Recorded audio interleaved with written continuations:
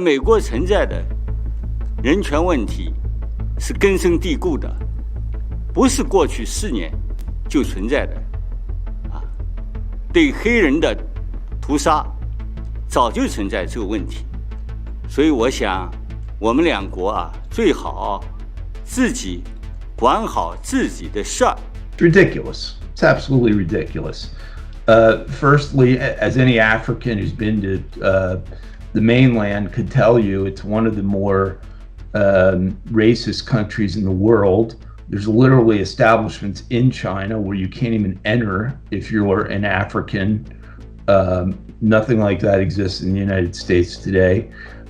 All of their persecution of these individual provincial ethnic minorities is based on their ethnicity or their religious affiliation.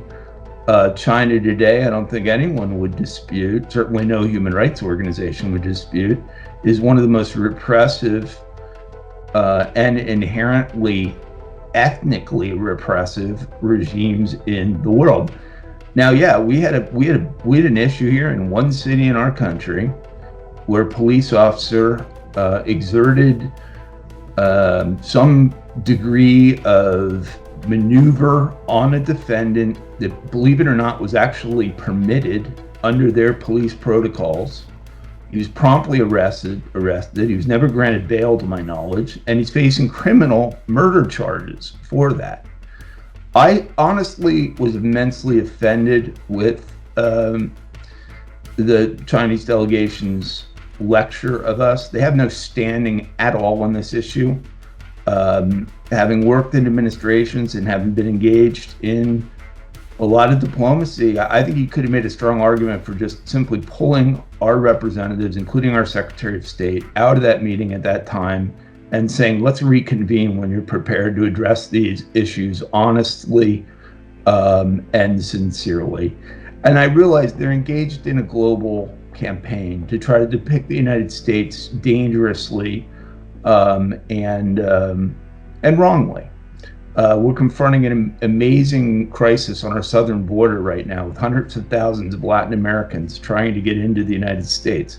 Let me just ask the question, would they be trying to get into the United States if this were an inherently racist culture that treated individuals of ethnic minorities violently or unfairly? It's illegal to do that in the United States.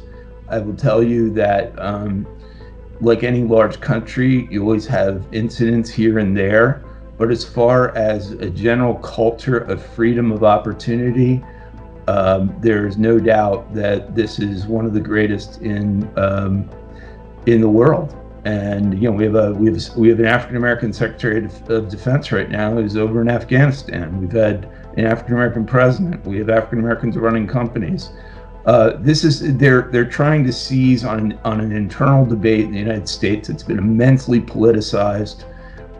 It's a reasonably serious one for Americans. It is not one for a country halfway around the world engaged in extraordinary and deadly repressive activities that has shown no real commitment to any of these values on their own.